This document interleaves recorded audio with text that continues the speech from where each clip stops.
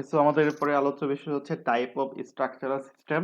মানে আপনি এই টাইপ অফ স্ট্রাকচারাল সিস্টেমটা হচ্ছে the basic lateral and vertical seismic force resisting system. মানে কিভাবে আপনি আপনার সেসমিক ফোর্সটাকে ট্রান্সফার করাবেন এই সিস্টেমটা। তো এই সিস্টেমটার উপর ডিপেন্ড করে আপনার বিল্ডিং এর মানে স্ট্রাকচারাল সিস্টেমটা হবে। তো এখানে মোটামুটি এ থেকে জি এই কয়টা টাইপে ভাগ করা আছে এবং টেবিল নাম্বার হচ্ছে 6.2.9 সেগুলো বিস্তারিত দেওয়া হয়েছে।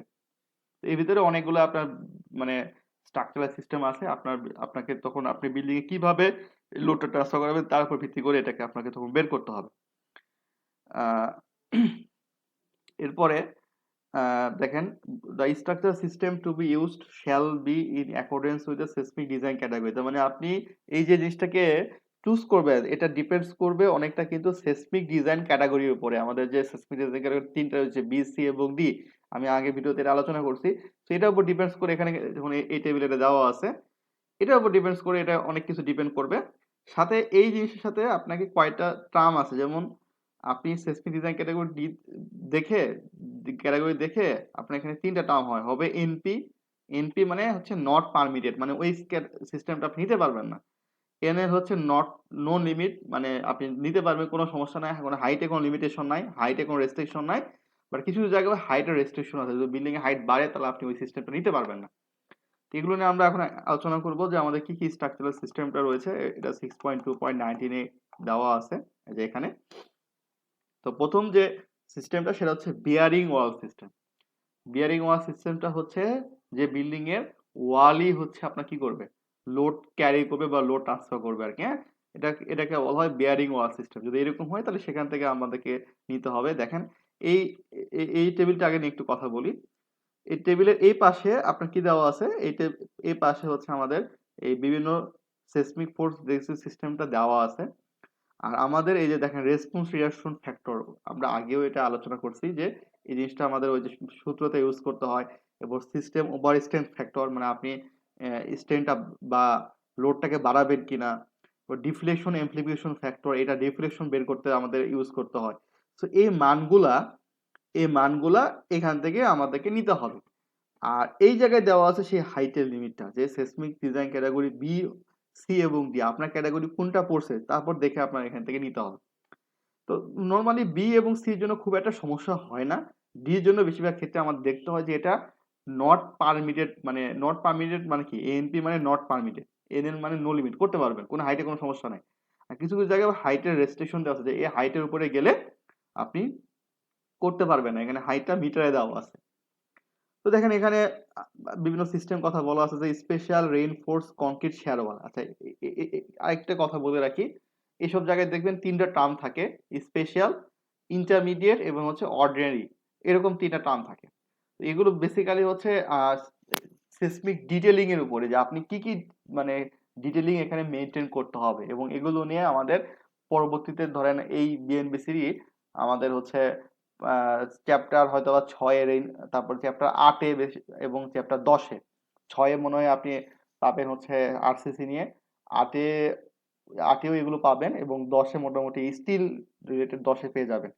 তখন আসলে কি কি আপনাকে মেনটেন করতে হবে, হ্যাঁ, স্পেশাল হলে কি কি মেনটেন করতে হবে, ইন্টারমিডিয়েট করলে কি, আর অর্ডিনারি মানে হচ্ছে কি খুব বেশি হয়তো মেনটেন করা লাগবে না। তো এগুলো তখন আপনাকে ওই ক্রাইটেরিয়া তখন ফলো করতে হবে। ঠিক আছে, এগুলো আরো তখন আমার দেখতে হবে। ধরেন স্টিলের ডিজাইন করতেছেন, তাহলে স্পেশাল যদি হয় তাহলে কি কি আমাকে মেনটেন করতে হবে, ইন্টারমিডিয়েট হলে কি কি করতে হবে বা কি ছাড় আছে তখন আমার, অর্ডিনারি হলে আমাকে হয়তো বা তখন এত ডিটেলিং করা লাগতেছে না, কি কি আমি ছাড় দিয়ে করতে পারবো। তো এগুলো কিন্তু খুবই ইম্পর্টেন্ট, হ্যাঁ, এগুলো জানা। তো এগুলো হয়তো ভাই আমাদের এখানে আলোচ্য বিষয় না, এগুলো হচ্ছে আপনাকে তখন দেখে দেখে করতে হবে, যে যদি আমার স্পেশাল হয় তাহলে আমাকে কি কি করতে হবে, এই টাইপের এগুলো কি করতে হবে, এগুলো আপনারা দেখে নেবেন। ঠিক আছে, তো এখানে যেমন স্পেশাল রেইনফোর্স কনক্রিট শেয়ার ওয়াল, মানে শেয়ার ওয়ালটা যদি স্পেশাল শেয়ার ওয়াল ধরে লোড ক্যারি করতেছে, সেখানে যদি আপনার মানে স্পেশাল যদি শেয়ার ওয়াল হয়, সেক্ষেত্রে আপনি এই ফর্মেটে যেতে পারবেন। সেখানে দেওয়া আছে। তো আমি আগে এই ফ্রেমিং সিস্টেমগুলো নিয়ে আলোচনা করি। হ্যাঁ, তো বিয়ারিং ওয়াল সিস্টেমটা হচ্ছে ওয়ালই লোড ক্যারি করবে। হ্যাঁ, ওয়ালই হচ্ছে এখানে লোড ক্যারিং মেম্বার। এরপরে এই জায়গাতে হচ্ছে এর পরের ফ্রেমিংটা হচ্ছে বিল্ডিং ফ্রেম সিস্টেম। হ্যাঁ, আমি কয়েকটা বিল্ডিং ফ্রেম সিস্টেম, তারপর একটা হচ্ছে মোমেন্ট রেজিস্টিং ফ্রেম সিস্টেম। তো বিল্ডিং ফ্রেম সিস্টেম আর মোমেন্ট রেজিস্টিং ফ্রেম সিস্টেমটা কি, যদি আপনার ফ্রেম মানে কি, ফ্রেম হচ্ছে কলাম আর বিম মূলত আর কি, হ্যাঁ। তো যদি আপনার এই ল্যাটারাল যে লোডটা, ল্যাটারাল ধরেন লোডটা যদি কলাম এবং বিমের মাধ্যমে ট্রান্সফার হয়, হ্যাঁ, কলাম এবং বিমের মাধ্যমে ট্রান্সফার হচ্ছে, এখানে কোনো শেয়ার ওয়াল বা কোনো ব্রেসিং নাই, মানে ল্যাটারাল লোড নেওয়ার জন্য শেয়ার ওয়াল বা ব্রেসিং নাই, আছে কি কলাম আর বিম, হ্যাঁ। আরসিসিতে হয়তো শেয়ার ওয়াল ধরলাম আর স্টিলে হয়তো ব্রেসিং ধরলাম, এগুলো নাই, হ্যাঁ। শুধু ফ্রেমে লোড ট্রান্সফার করতেছে, তাহলে এটা হবে মোমেন্ট রেজিস্টিং ফ্রেম সিস্টেম। আর বিল্ডিং ফ্রেম সিস্টেম কখন হবে? বিল্ডিং ফ্রেম সিস্টেম হবে যখন আপনার বিল্ডিং এ ফ্রেম কোনো লোড ক্যারি করবে না, হ্যাঁ। মানে ফ্রেম বলতে হচ্ছে আপনার বিমের মাধ্যমে লোডটা ট্রান্সফার হবে না, কলামে তো লোড নর্মালি আসবে, বা লোড যে মেইন ট্রান্সফারটা করবে একটা জায়গা থেকে আরেকটা, সেটা করবে হচ্ছে আপনার শেয়ার ওয়াল অথবা ব্রেসিং, এদের মাধ্যমে শুধু লোডটা ট্রান্সফার হবে, ফ্রেম কোনো লোড নেবে না, তখন হবে হচ্ছে আমাদের বিল্ডিং ফ্রেম সিস্টেম। এরকম কিন্তু আমাদের অনেক সময় হয় যে আমাদের ফ্রেম ট্রান্সফার করায় না, আমরা ব্রেসিং বা শেয়ার ওয়াল লোড ট্রান্সফার করাচ্ছি, তখন বিল্ডিং ফ্রেম সিস্টেমের ভিতরে পড়বে। এরপরে হচ্ছে আছে হচ্ছে আপনার ডুয়েল সিস্টেম। তো ডুয়েল সিস্টেম কি? ডুয়েল সিস্টেম নিয়ে কথা এখানে নিচে থেকে বলা আছে, দেখেন ডুয়েল সিস্টেমটা কি। Dual system include building which consist of both moment resisting frame and share ওয়াল, মানে আপনার লোডটা মোমেন্ট ফ্রেম দিয়েও ট্রান্সফার হচ্ছে, আবার শেয়ার ওয়াল বা ব্রেসিং দিয়েও মানে দিয়েও ট্রান্সফার হচ্ছে। যদি আপনার ওই যে বিল্ডিং ফ্রেম বললাম না যে শেয়ার ওয়াল ব্রেসিং শুধু নিবে, বাট এখানে কি হচ্ছে, মানে এখানে মোমেন্ট এবং ব্রেস, ব্রেস ফ্রেম মানে বিল্ডিং ফ্রেম দুটাই আছে, তখন এটা হবে ডুয়েল সিস্টেম, মানে দুটাতে আপনি ট্রান্সফার করাচ্ছেন, তখন এটা ডুয়েল সিস্টেম হবে। বা ডুয়েল সিস্টেম যদি হয়, এখানে কিছু কন্ডিশন আছে, সবসময় ডুয়েল সিস্টেমের ভিতরে নিয়ে আসা যাবে না।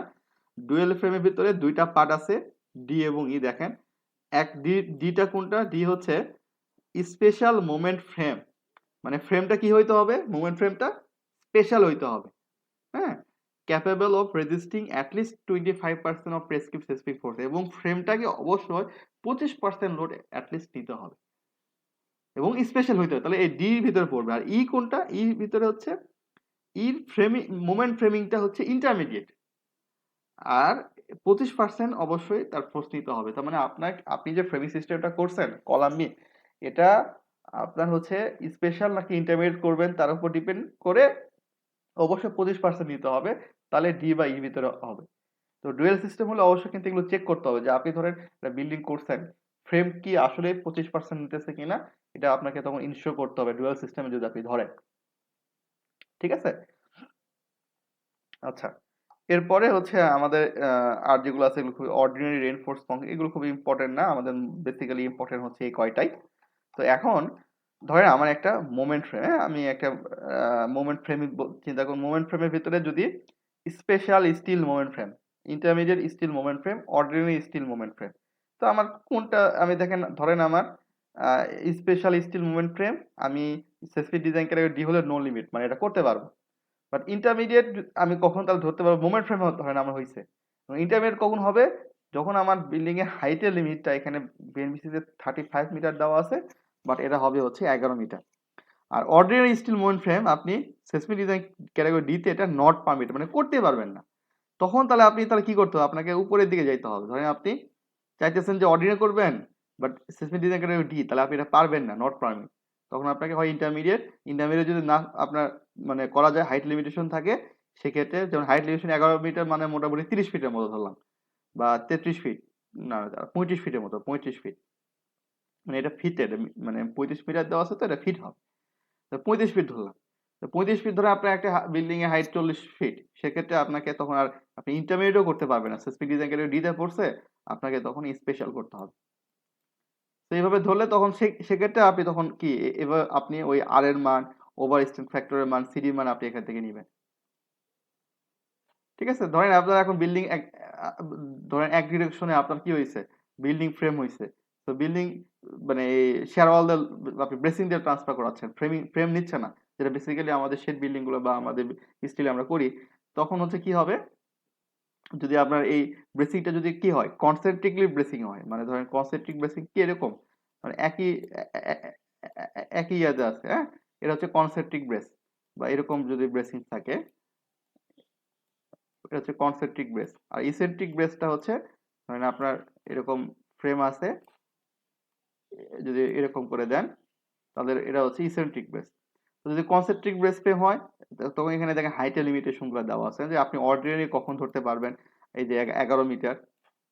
আর যদি আপনি কি হয় এই 11 মিটার উপর যায় তখন সেক্ষেত্রে আপনাকে স্পেশাল স্টিল কনসেন্ট্রিক বেল ধরতে হবে, এখানে হাইটের লিমিটেশন দেওয়া আছে। তো এইভাবে দেখে দেখে আপনাকে কি করতে হবে, আপনাকে বিল্ডিং ফ্রেমিং সিস্টেমটা চুজ করতে হবে আর কি, হ্যাঁ? যে আপনার বিল্ডিং আপনার উপর ডিপেন্ড করে যে আপনি আসলে লোডটা কিভাবে ট্রান্সফার করাবেন, আপনি যেভাবে ট্রান্সফার করাবেন সেই হিসেবে আপনাকে ফ্রেমিং সিস্টেমটা সেভাবে হবে। তো এখানে কিছু নোটস দেওয়া আছে যেটা ভিতরে আমি আগে আলোচনা করছি যে এখানে নো লিমিট মানে কোনো হাইটের রেস্ট্রিকশন নাই, নট পারমিট মানে এটা করাই যাবে না, আর কিছু কিছু জায়গায় হাইটের লিমিটেশন দেওয়া আছে আর কি। আচ্ছা, এখানে আরেকটা কথা বলা আছে, যদি আপনি এখান থেকে কোনো ডাটা না পান, মানে কিছু সিস্টেম আপনার হয়তো এমন সিস্টেম হয়ে গেছে যেখানে বিএনবিসিতে এটা দেওয়া নাই, সেক্ষেত্রে আপনি এএসসি 705 এর টেবিল 12.2.1 যাবেন, ওখানে আরো বিভিন্ন সিস্টেম নিয়ে ওখানে বেশি আলোচনা করা হয়েছে, সেক্ষেত্রে আপনি ওখান থেকেও দেখতে পারেন, সেটা নিয়ে এখানে বলা হয়েছে।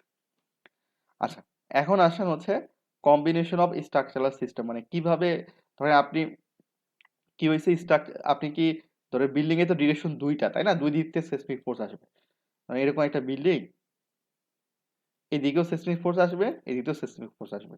তো সেক্ষেত্রে কি আমার একই সেসমিক রেজিস্টিং ফোর্স সিস্টেম থাকতে হবে? সেটা নিয়ে এখানে কথা বলা হয়েছে যে যদি ডিফারেন্ট ডিরেকশনে আপনি কি করতে পারেন, আপনি চাইলে ডিফারেন্স মানে seismic force resisting system use করতে পারেন, যে এইদিকে একরকম, মানে এইদিকে আমার ধরলাম আমি শুধুমাত্র মানে ফ্রেম দিয়ে ট্রান্সফার করাচ্ছি, তাহলে এটা হবে মোমেন্ট ফ্রেম। আবার মনে হচ্ছে যে না আমি এইদিকে আমার হচ্ছে ফ্রেম দিয়ে করাবো না, এইদিকে আমি হয়তো ব্রেসিং দিয়ে ট্রান্সফার করাচ্ছি, সেক্ষেত্রে একরকম হইতে পারে। আবার একদিকে মোমেন্ট ফ্রেম হয়ে আরেকদিকে ডুয়েলও হইতে পারে। সো আপনি আপনার ইচ্ছা, হ্যাঁ, এবং এটা নিয়ে সেখানে বলা হয়েছে যে আপনি মানে আলাদা আলাদা ডিরেকশনে আলাদা আলাদা ফ্রেমিং সিস্টেমটা ইউজ করতে পারেন, এখানে এই কথা বলা হয়েছে। আর যদি এখন সেম ডিরেকশনে যদি দুইটা ফ্রেমিং সিস্টেম হয়ে যায়, ধরেন আপনি এমন একটা ফ্রেমিং সিস্টেম করছেন যে আপনার মুভমেন্ট ফ্রেম হয়েছে, আবার হচ্ছে ব্রেসিং দিয়েও যাচ্ছে বা ডুয়েল হচ্ছে না, এটা কে মানে আমি ধরেন এমন একটা সিস্টেম আপনি ডুয়েল করেন নাই, বাট আপনার মোমেন্ট ফ্রেম হয়েছে আবার বিল্ডিং ফ্রেম হয়েছে, এরকম হইতে পারে, হ্যাঁ? তো এরকম যদি হয় সেক্ষেত্রে আপনি তখন কি করবেন?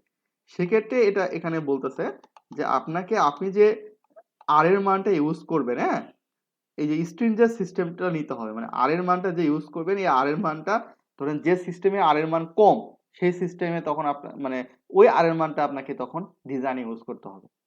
আর সিডির মানটা ইউজ করবেন হচ্ছে যে সিস্টেমের সিডির মানটা বেশি সেই সিডির মানটা আপনি ইউজ করবেন, যদি আপনার একই ল্যাটারাল ডিরেকশনে যদি আপনার কি থাকে অনেকগুলো রেজিস্টিং ফোর্স সিস্টেম থাকে।